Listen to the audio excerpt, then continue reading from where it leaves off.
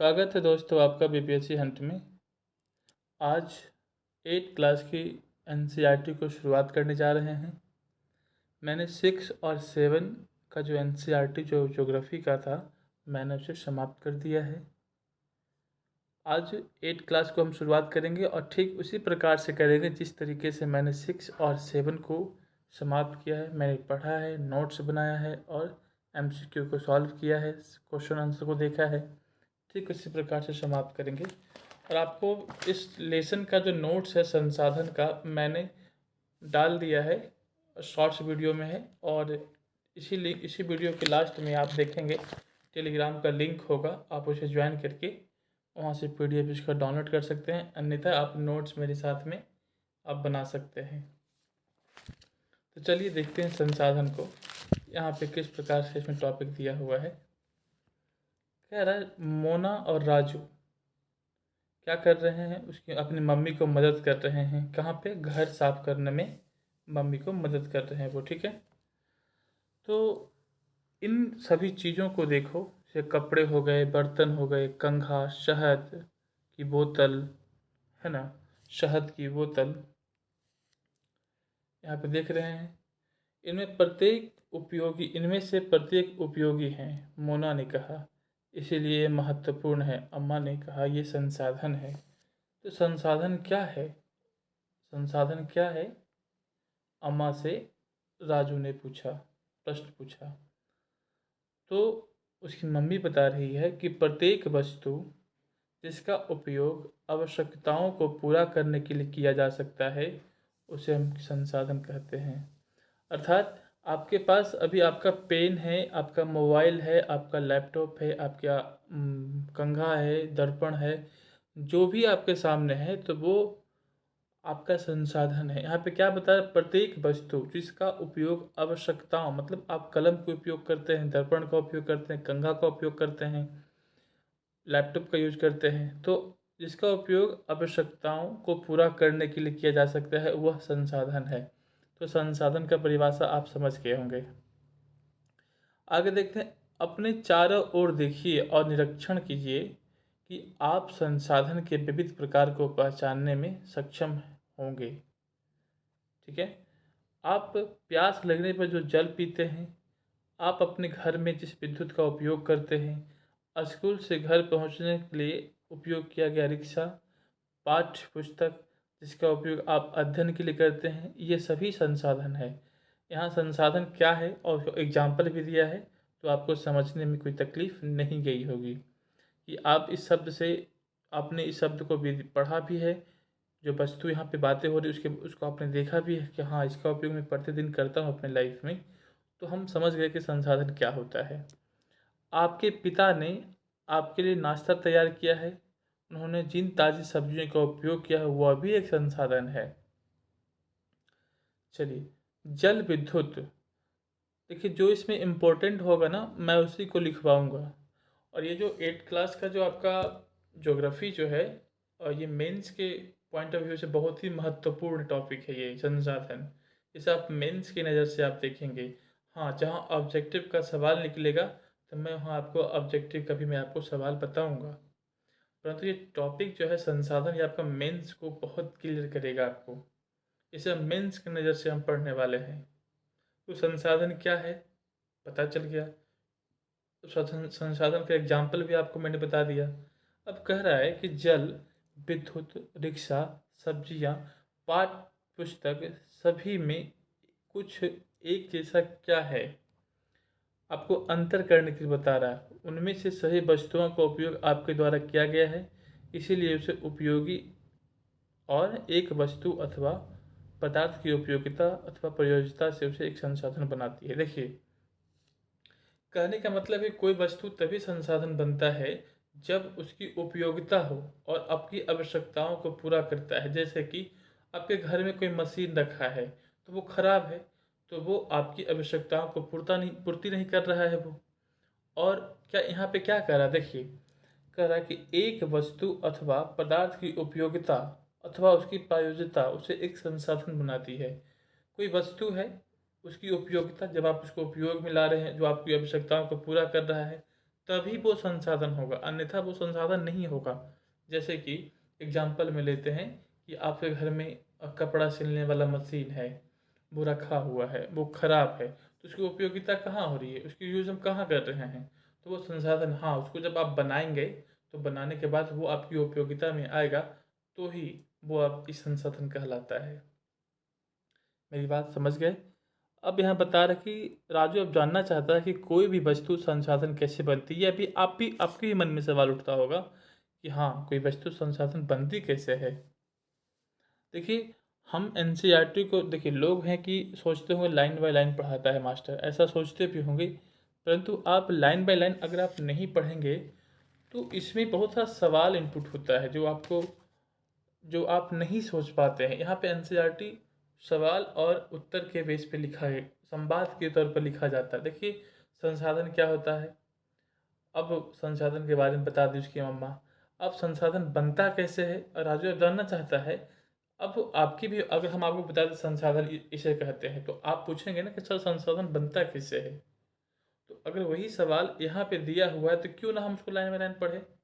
तो पढ़ना अनिवार्य है, तभी आप एनसीईआरटी को समझ पाएंगे।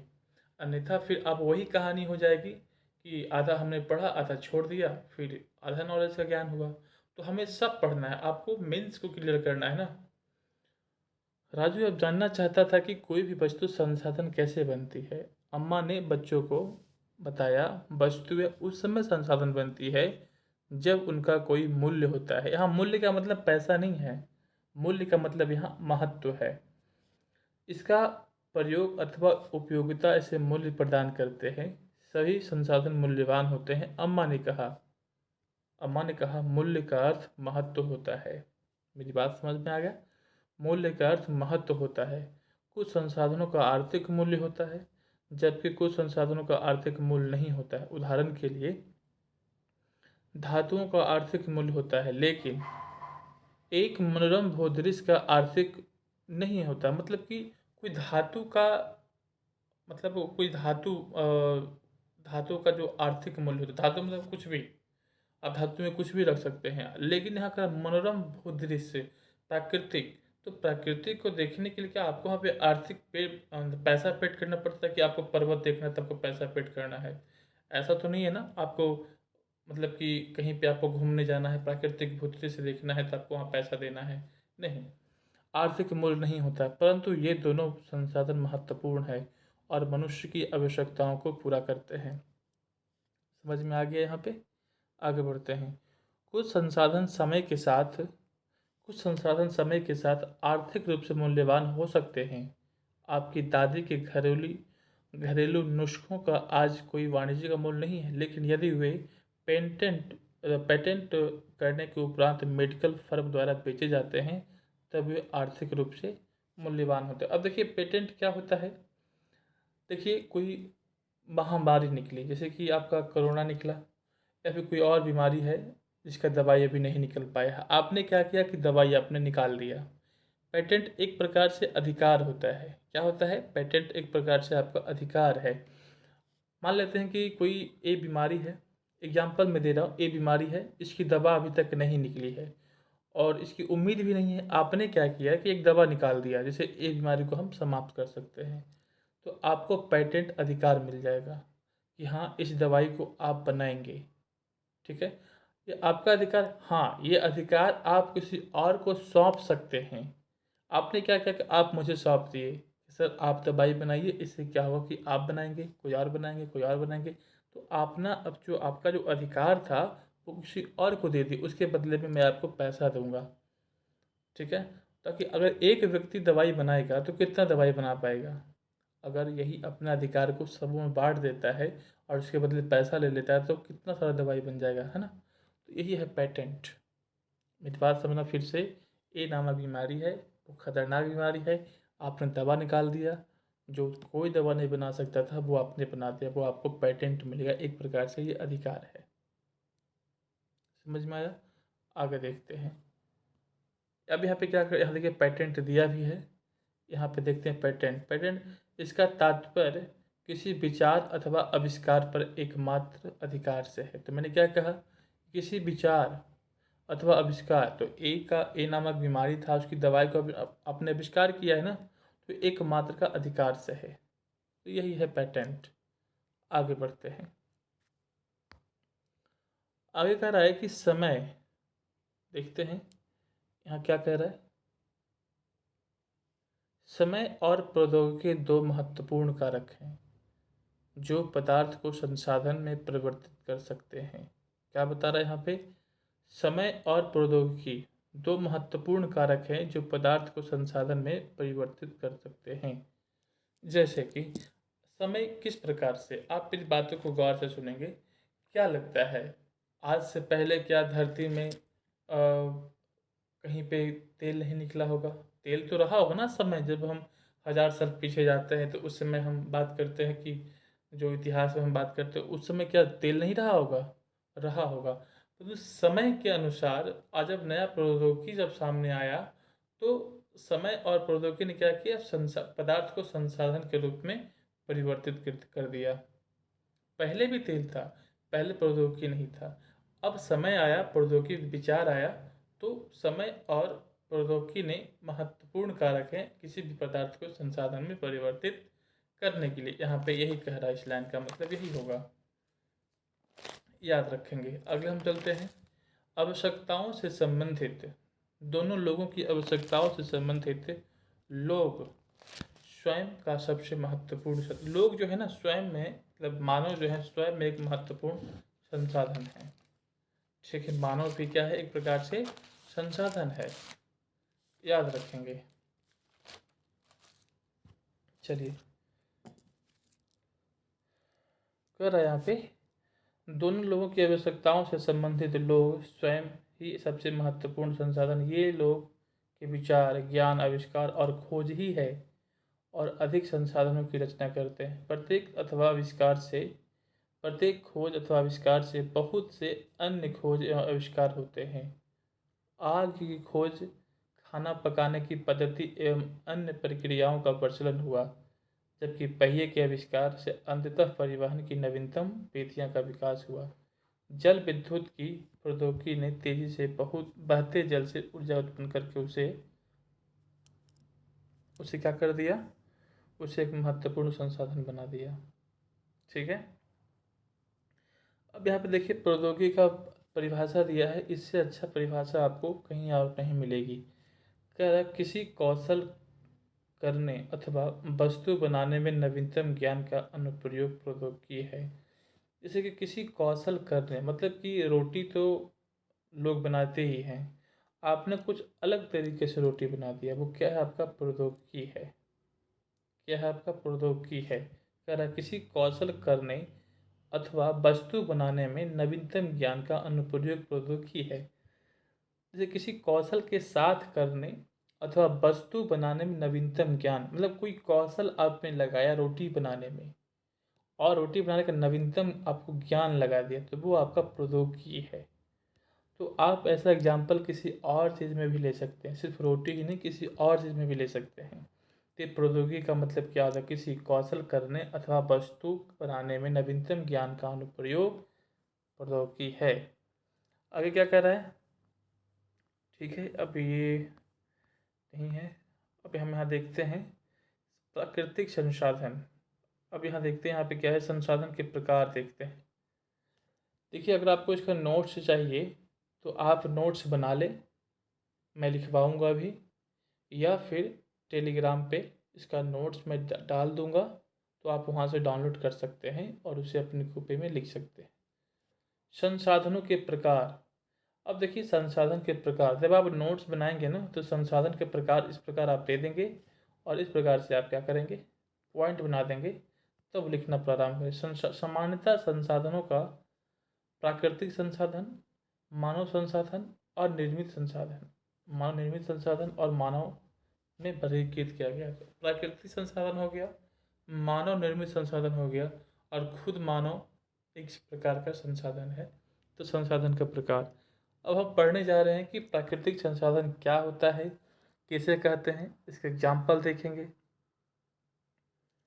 चलिए, प्राकृतिक संसाधन जो संसाधन प्रकृति से प्राप्त होता है और अधिक संशोधन के बिना उपयोग में लाए जाते हैं उसे प्राकृतिक संसाधन कहलाते हैं। अब देखिए, जो संसाधन क्या है, प्रकृति से प्राप्त होते हैं और अधिक संशोधन के बिना उपयोग में लाए जाते हैं उसे क्या कहते हैं? प्राकृतिक संसाधन कहते हैं। जैसे कि वायु, जिसमें हम सांस लेते हैं, क्या आप इसमें कोई संशोधन करते हैं?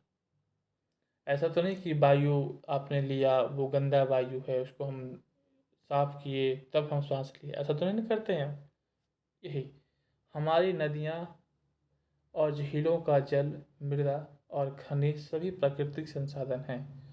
इन संसाधनों में बहुत सी प्रकृति के निःशुल्क उपहार हैं और सीधे ही उपयोग में लाए जा सकते हैं। कुछ परिस्थितियों में प्राकृतिक संसाधन का सबसे अच्छी तरह उपयोग करने के लिए औजार और प्रौद्योगिकी की आवश्यकता हो सकती है। प्राकृतिक संसाधन को विस्तृत रूप से नवीकरणीय और अनवीकरणीय संसाधनों में विभाजित किया जा सकता है। कह रहा है कि प्राकृतिक संसाधन को विस्तृत रूप से नवीकरणीय और अनवीकरणीय संसाधनों में विभाजित किया जा सकता है। तो नवीकरणीय संसाधन क्या है, देखेंगे। वे संसाधन हैं जो शीघ्रता से नवीकृत अथवा पुनः पूरित हो जाते हैं। इनमें से कुछ असीमित हैं, इसे आपको नहीं लिखना है, मैं बता देता हूँ कहाँ से कहाँ लिखना है। देखिए, आप लिखेंगे वे संसाधन जो शीघ्रता से नवीकृत अथवा पुनः पूरित हो जाते हैं और उन पर मानवीय क्रियाओं का प्रभाव नहीं होता है उसे क्या कहते हैं? नवीकरणीय संसाधन कहते हैं। जैसे सौर, पवन ऊर्जा। लेकिन फिर भी कुछ नवीकरणीय संसाधनों से जल, मृदा, वन लापरवाही से किया गया उपयोग उनके भंडार को प्रभावित कर सकता है। मेरी बात गौर से सुनेंगे कि नवीकरणीय संसाधन हम किसे कहते हैं? वे संसाधन जो शीघ्रता से नवीकृत मतलब कि तुरंत और पुनः पूरित हो जाते हैं और उन पर मानवीय क्रियाओं का प्रभाव नहीं होता है, जैसे कि सौर ऊर्जा, पवन ऊर्जा। ठीक है, लेकिन फिर भी कुछ नवीकरणीय संसाधन और भी हैं, जैसे क्या है? जल, मृदा, वन की लापरवाही से किया गया उपयोग उनके भंडार को प्रभावित कर सकता है। अगर जल को आप अत्यधिक मात्रा में खपत करेंगे तो एक दिन पानी की कमी हो जाएगी। मृदा, जब आप उसको संरक्षण नहीं करेंगे, जब उसका अत्यधिक दोहन करेंगे, उसके लिए कुछ काम ही नहीं करेंगे तो क्या होगा? समाप्त हो जाएगा। वन की कटाई करते रहेंगे तो क्या होगा? समाप्त हो जाएगा। तो आप उसको जलवायु पे नेगेटिव इम्पैक्ट पड़ सकता है, आपके वायुमंडल पे नेगेटिव इम्पैक्ट पड़ सकता है। ठीक है, तो आगे देखते हैं। जल असीमित नवीकरणीय संसाधन प्रतीत होता है, फिर भी जल की कमी और प्राकृतिक जल स्रोत का सूखना आज विश्व के बहुत से भागों में एक बहुत बड़ी समस्या है, आप जानते भी होंगे।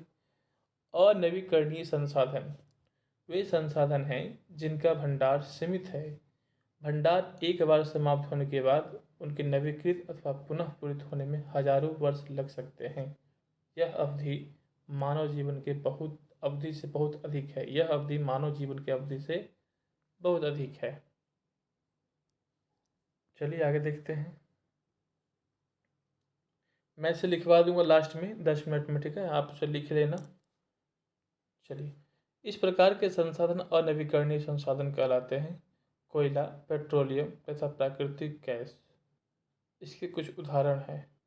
प्राकृतिक संसाधनों का वितरण भूभाग, जलवायु, ऊंचाई जैसे अनेक भौतिक कारकों पर निर्भर करता है। पृथ्वी पर इन कारकों पर विभिन्नता होने के कारण संसाधनों का वितरण असमान है। क्या कह रहे हैं कि पृथ्वी पर प्राकृतिक संसाधनों का वितरण भूभाग, जलवायु, ऊंचाई जैसे अनेक भौतिक कारकों पर निर्भर करता है। पृथ्वी पर इन कारकों में विभिन्नता होने के कारण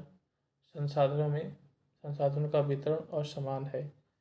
मानव निर्मित संसाधन, हम पढ़ लिए प्राकृतिक संसाधन, अब हम देखते हैं मानव निर्मित संसाधन।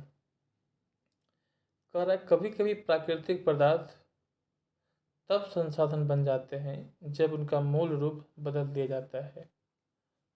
कह रहा है कि कभी कभी प्राकृतिक पदार्थ तब संसाधन बन जाते हैं जब उनका मूल रूप बदल दिया जाता है। जैसे लौह अयस्क उस समय तक संसाधन नहीं था जब तक लोगों ने उसे लोहा बनाना नहीं सीखा था। लोग प्राकृतिक संसाधन का उपयोग पुल, सड़क, मशीन और वाहन बनाने में करते हैं, जो मानव निर्मित संसाधन के नाम से जाने जाते हैं। प्रौद्योगिकी भी एक मानव निर्मित संसाधन है। प्रौद्योगिकी क्या है? एक मानव निर्मित संसाधन है। याद करके रखेंगे, इसे नोट कर लेंगे नोट में। इसीलिए हम जैसे लोग प्राकृतिक संसाधन का उपयोग करके मानव निर्मित संसाधन बनाते हैं। मोना ने समझाते हुए कहा। हाँ, राजू ने स्वीकृति से सिर हिलाया। मानव संसाधन। लोग और अधिक संसाधन बनाने के लिए प्रकृति का सबसे अच्छा उपयोग तभी कर सकते हैं जब उनके पास ऐसा करने का कौशल, ज्ञान, कौशल तथा शिक्षा यही होना चाहिए। आगे देखते हैं। प्रौद्योगिकी उपलब्ध हो, इसीलिए मनुष्य एक विशिष्ट प्रकार का संसाधन है। अतः लोग मानव संसाधन हैं। शिक्षा और स्वास्थ्य लोगों को बहुमूल्य बनाने में मदद करते हैं। अधिक संसाधन के निर्माण में समर्थ होने के लिए लोगों की कौशल सुधार करना मानव संसाधन कहलाता है। देखिए, एक बात मैं आपको बता दूं, यहाँ पे थोड़ा सा मेंस की नज़र से इसको देखना बहुत ज़रूरी है। यहाँ पे क्या कह रहा है कि मानव संसाधन। देखिए, मानव संसाधन कब बनता है? अब मान के चलिए भारत की आबादी कितनी है? 140 करोड़ के आसपास में वर्तमान में है। आप जानते भी हैं, अभी जनसंख्या में पहले नंबर पे हम लोग चल रहे हैं। तो अगर ये सब कौशल युक्त हो जाए तो क्या कहलाएगा? भारत की जनसंख्या या फिर भारत में 140 करोड़ मानव संसाधन है, क्या कहेंगे आप इसे? तो ऑब्वियसली आप कहें कि भारत में 140 करोड़ मानव संसाधन है। अगर संसाधन के नज़र से आप देखेंगे तो क्या मैंने कहा 140 करोड़ हैं। सभी के पास कौशल ज्ञान हो, जैसे कि सभी घर में कोई लकड़ी का काम जानता हो, कोई कृषि करना जानता हो अच्छे टेक्नोलॉजी के माध्यम से, कोई अच्छा मशीन बनाना जानता हो। तो ये सब क्या है? कौशल युक्त लोग हो जाएंगे, युवा हो जाएंगे सब सभी घर में। तो हम क्या कहेंगे इसे? 140 करोड़ भारत में मानव संसाधन है। तो अब बताइए, तो भारत की आबादी को हम क्या कहेंगे? तो मैंने आपको बता दिया। अब कभी कभी आप सुनते होंगे न्यूज़ में या फिर पत्र में या फिर पेपर में आप देखते होंगे, क्या सुनते हैं कि भारत के पास सबसे ज़्यादा युवा है। मतलब युवा सबसे ज़्यादा कहाँ है? भारत में। तो अब बताइए, भारत इसका किस प्रकार से उपयोग कर पाएगा? सवाल बन सकता है कि सबसे ज़्यादा भारत के पास युवा है, तो भारत इस युवा का उपयोग कैसे कर पाएगा? यह तभी कर सकेगा जब युवा के अंदर कौशल युक्त होंगे। अगर युवाओं में कौशल नहीं है तो यह केवल विनाश की ओर बढ़ेंगे। आप मेरी बातों को सुनेंगे, जब किसी युवा के पास में कौशल का ज्ञान नहीं होगा तो वो विनाश की ओर बढ़ेंगे। वो बेरोजगार हो जाएंगे, उनकी रोजी रोटी नहीं चल पाएगा, उनकी आर्थिक स्थिति खराब हो जाएगी। अगर वो आर्थिक स्थिति और अपनी रोजी रोटी को पूरा करने के लिए वो गलत रास्ते पे जाएगा, है ना, तो ये किसके लिए संकट उत्पन्न हो सकता है। तो अगर आप मेंस की नज़र से इसे देखेंगे तो बहुत भयानक स्थिति बन सकता है। जो कौशल युक्त अगर कोई व्यक्ति अगर आज के समय में नहीं है तो उसकी रोजी रोटी नहीं। कोई व्यक्ति कौशल युक्त का मतलब ये नहीं कि ईंटा उठा रहा है और कोई ये कर रहा है, मतलब हाथ के जो बॉडी से काम किया गया तो वो कौशल युक्त के नहीं आएगा। सीमेंट उठा रहा है, ईंटा उठा रहा है, वो कौशल युक्त के अंदर नहीं आएगा वो। ठीक है, तो याद रखेंगे। तो मानव के अंदर कौशल विकास होना ही मानव संसाधन का विकास कहलाता है। आप इसे याद रखेंगे। अब देखिए, संसाधन संरक्षण की बात यहाँ पे कर रहा है। संसाधन संरक्षण, तो संसाधन संरक्षण कहते किसको हैं, हम इसको देखते हैं। कह रहा कि मोना ने एक बुरा सपना देखा। उसने देखा कि पृथ्वी पर सारा जल सूख गया और पेड़ सारे कट गए हैं। वहाँ पर ना तो छाया था, ना कुछ खाने पीने के लिए कुछ बचा था। लोग परेशान हो रहे थे। उनके चारों तरफ भोजन और छाया की तलाश में लोग निराश घूम रहे थे। ये सब सपना देखता है, पर हम संसाधन संरक्षण की बात करते हैं। तो संसाधन संरक्षण कैसे हम करते हैं? तो संसाधनों का सतर्कता पूर्वक से हम क्या करेंगे?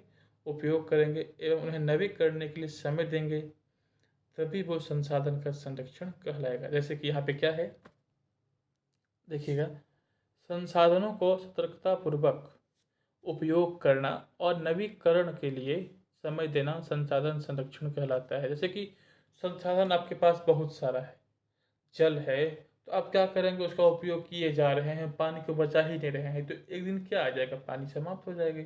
जब आप उसे नवीकरण के लिए आप समय ही मतलब दोबारा उसको बनने के लिए आप दे ही नहीं रहे हैं, तो आप कैसे संसाधन संरक्षण कर सकते हैं। तो ये हुआ संसाधन संरक्षण। संसाधनों को उपयोग करने की आवश्यकताओं और भविष्य के लिए उन्हें संरक्षण में संतुलन बनाए रखने के लिए हम क्या कहते हैं, उसे सतत पोषणीय विकास कहलाता है। अब सतत पोषणीय विकास किसे कहते हैं, तो आप गौर से सुनेंगे मेरी बात को। मैंने कहा कि संसाधन का उपयोग करने की आवश्यकताओं और भविष्य के लिए उन्हें संरक्षण में संतुलन बनाए रखने के लिए सतत पोषणीय विकास कहलाता है। ठीक है, सतत पोषणीय विकास कहलाता है। आगे कहानी है, बस देखते हैं आगे। यहाँ पे वही है, पानी कहानी है यहाँ पे, और कुछ नहीं है। अब यहाँ पे देखिए, बहुत ही इम्पोर्टेंट है ये, यहाँ पे इसे आप देखेंगे क्या है कि सतत पोषणीय विकास के कुछ सिद्धांत हैं। जीवन के सभी रूपों को आदर और देखभाल करना, ये सतत पोषणीय का सिद्धांत है।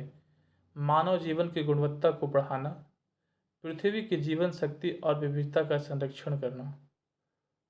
ठीक है, अगला क्या है कि प्राकृतिक संसाधन को ह्रास होने के कम से कम करना। जो प्राकृतिक संसाधन है उसको दोहन कम से कम करने की यह बात कर रहा है। पर्यावरण और प्रति व्यक्तिगत व्यवहार और अभ्यास में परिवर्तन करना, समुदाय को अपने पर्यावरण की देखभाल करने के लिए योग्य बनाना। तो ठीक है, अब हम पहले अब नोट्स पहले तैयार कर लेते हैं आपका, उसके बाद हम ये प्रश्न उत्तर मैं आपको समझा देता हूँ। तो आप लिखना स्टार्ट करेंगे संसाधन, संसाधन लिखना स्टार्ट करेंगे। लिखिएगा संसाधन किसे कहते हैं, लिखिएगा संसाधन, टॉपिक डाल देंगे संसाधन, लिखिएगा प्रत्येक वस्तु, प्रत्येक वस्तु जिसकी उपयोग आवश्यकताओं को पूरा करने के लिए किया जा सकता है वह संसाधन कहलाता है, वह संसाधन कहलाता है।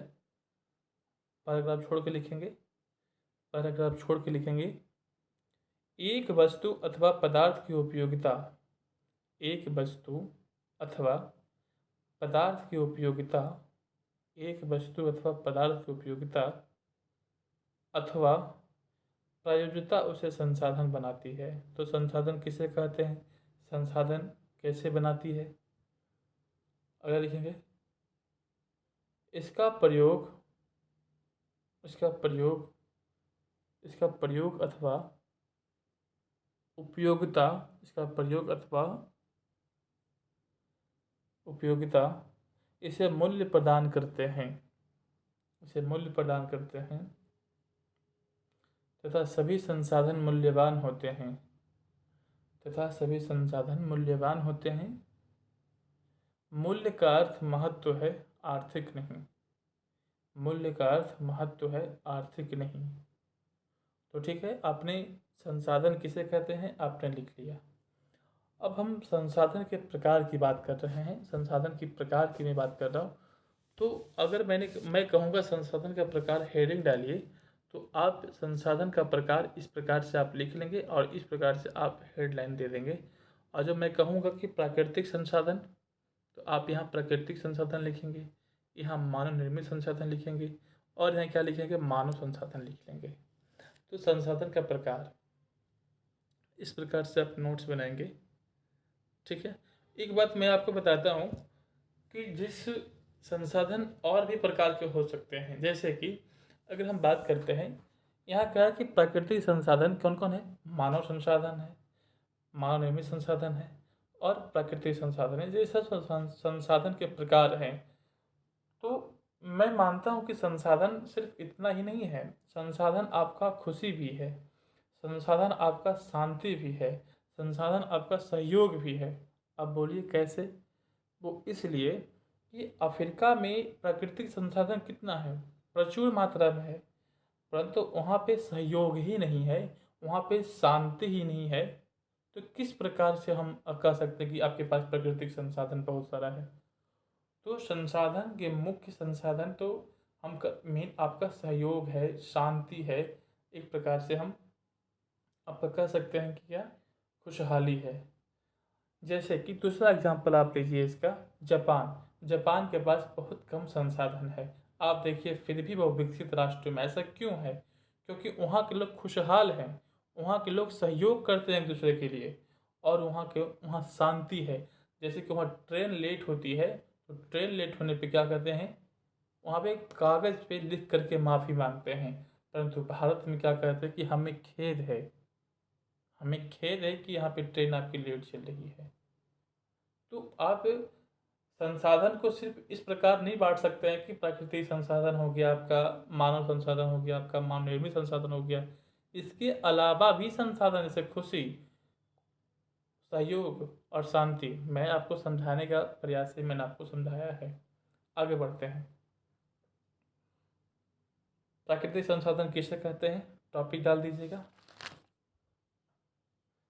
जो संसाधन प्रकृति से प्राप्त होते हैं, जो संसाधन प्रकृति से प्राप्त होते हैं और अधिक संशोधन के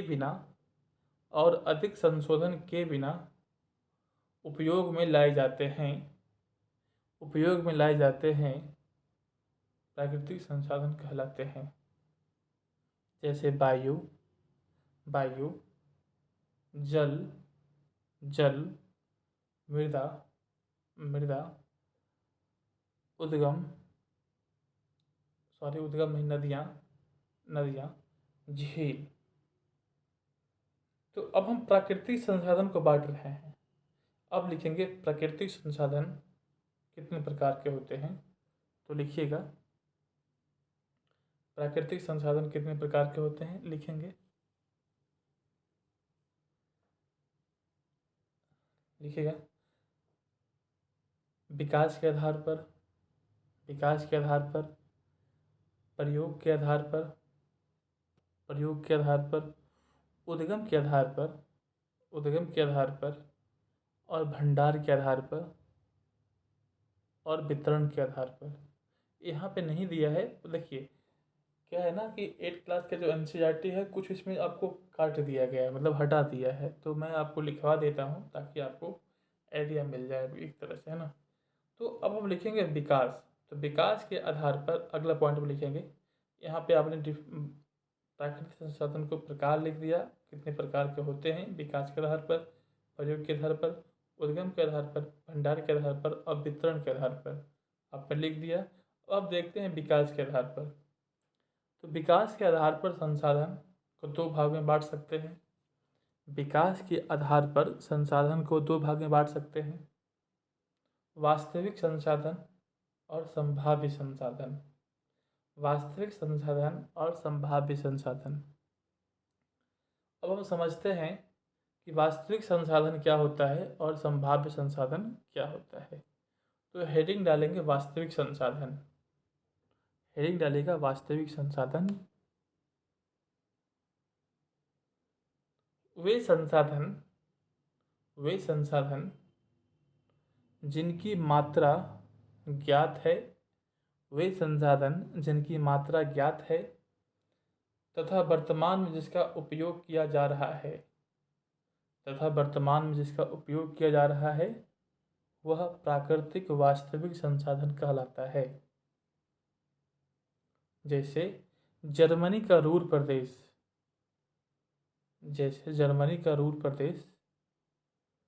पश्चिम एशिया का खनिज तेल, दक्कन के पठार का काली मृदा।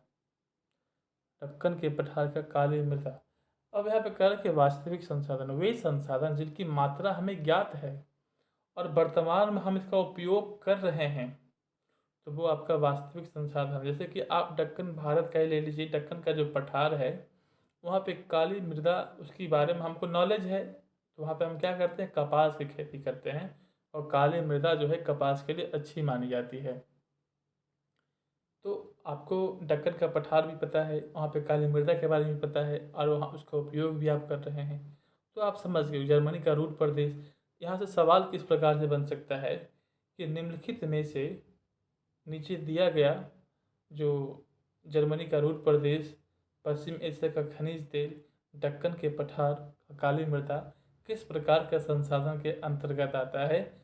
ऑप्शन रहेगा आपका संभाव्य संसाधन, वास्तविक संसाधन, कूट में रहेगा कूट ए, कूट बी, सी रहेगा ए बी दोनों, इनमें से कोई नहीं।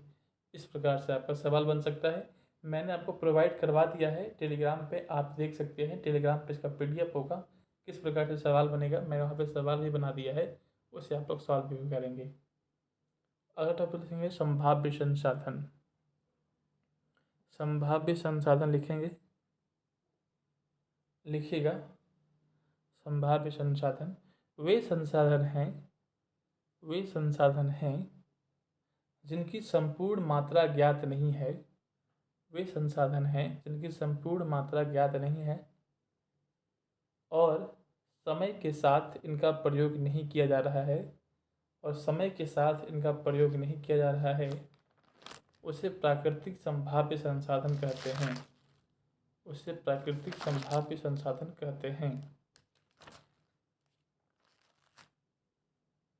ठीक है, जैसे कि लद्दाख में पाया गया यूरेनियम, जैसे लद्दाख में पाया गया यूरेनियम। ठीक है, तो आपने देख लिया यहाँ पे, तो आपका लद्दाख में पाया गया यूरेनियम, जो लद्दाख में जो यूरेनियम है वहाँ पे तो यूरेनियम है, परंतु उसको उपयोग नहीं कर रहे हैं क्योंकि हमारे पास उतनी टेक्नोलॉजी अच्छी नहीं है कि हम उसका उपयोग कर सकते हैं। तो आपका सवाल क्या बन सकता है कि भारत में यूरेनियम कहाँ पाया जाता है, तो लद्दाख में और जादूगोड़ा में पाया जाता है, याद रखेंगे। ठीक है, तो आपका यह हो गया प्राकृतिक का जो विकास के आधार पर मैंने बांटा, वास्तविक संसाधन और संभाव्य संसाधन। अब क्या है आपका अगला टॉपिक लिखेंगे उत्पत्ति के आधार पर संसाधन को अजैव और जैव संसाधन में बांटा जा सकता है। उत्पत्ति के आधार पर संसाधन को अजैव और जैव संसाधन में बांटा जा सकता है। अजैव क्या होता है, निर्जीव वस्तुएं होती है जो जिसे आप मृदा, चट्टान, खनिज के नाम से जानते हैं। जैव क्या होता है, जैव के अंतर्गत सजीव वस्तुओं के शामिल करते हैं जैसे कि पौधा, जंतु, है ना। इसे आप लिख भी सकते हैं, नहीं भी लिख सकते हैं, पर मैंने आपको बता दिया है। अगला आपने पढ़ा था प्राकृतिक संसाधन को विस्तृत रूप से नवीकरणीय और अनवीकरणीय संसाधन में विभाजित किया जा सकता है। तो लिखिएगा यहाँ से टॉपिक बनाएंगे प्राकृतिक संसाधन को विस्तृत रूप से नवीकरणीय और अनवीकरणीय संसाधन में विभाजित किया जा सकता है। तो लिखेंगे नवीकरणीय संसाधन किसे कहते हैं, लिखेंगे नवीकरणीय संसाधन। नवीकरणीय संसाधन लिखिएगा वे संसाधन हैं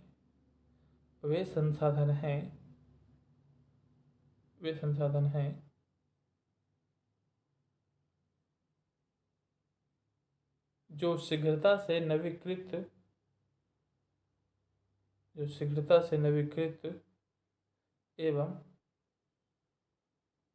उन पर मानवीय अधिकार, मानवीय क्रियाओं का प्रभाव नहीं होता है।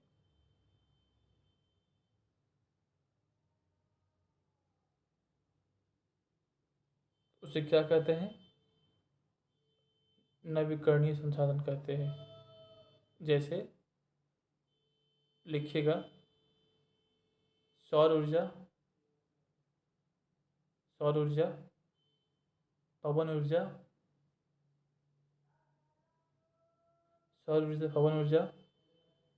और मृदा, जल, वन। तो नवीकरणीय संसाधन का ये क्या था आपका एग्जाम्पल था। ठीक, आगे बात करते हैं अनवीकरणीय संसाधन। वे संसाधन हैं जिनका भंडार सीमित है, वे संसाधन हैं जिनका भंडार सीमित है। भंडार एक बार समाप्त होने के बाद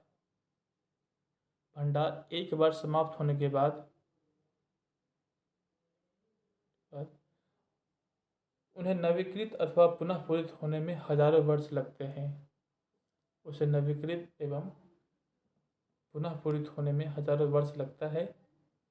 उसे अनवीकरणीय संसाधन कहते हैं, जैसे कोयला, पेट्रोलियम, प्राकृतिक गैस। ठीक है,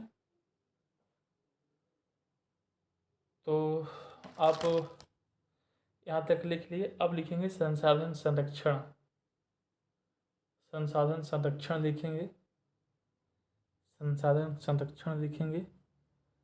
लिखिएगा, संसाधनों को सतर्कतापूर्वक उपयोग करना एवं उन्हें नवीकरणीय के लिए समय देना संसाधन संरक्षण कहलाता है।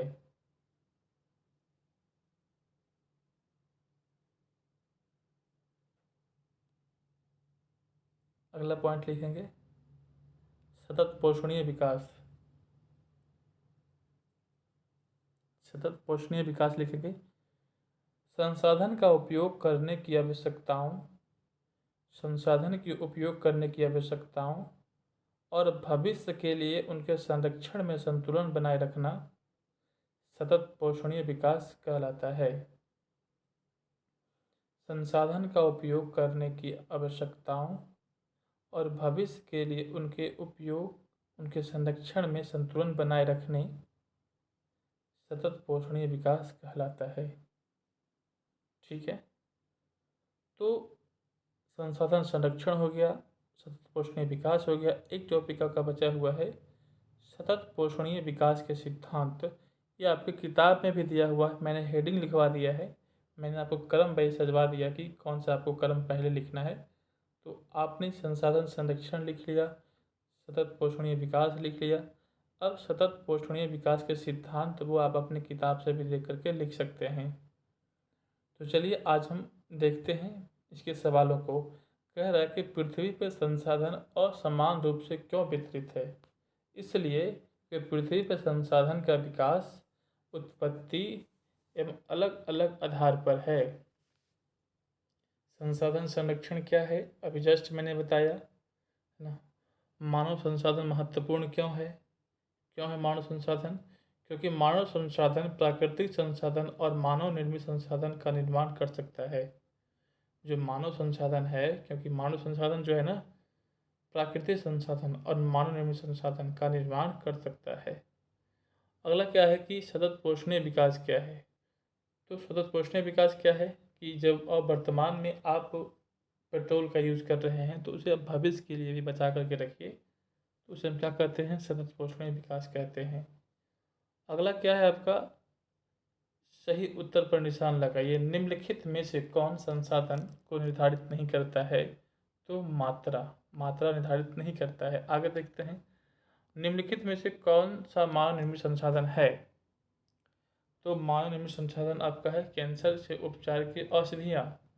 कथन को पूरा कीजिए। कथन को पूरा करना। अनवीकरणीय संसाधन क्या है? निर्जीव वस्तुओं से व्युत्पन्न होते हैं, है ना, व्युत्पन्न होते हैं, याद रखेंगे। अगला क्या है? बस सवाल आपका समाप्त हो गया। तो चलिए फिर मिलते हैं एक नेक्स्ट वीडियो में।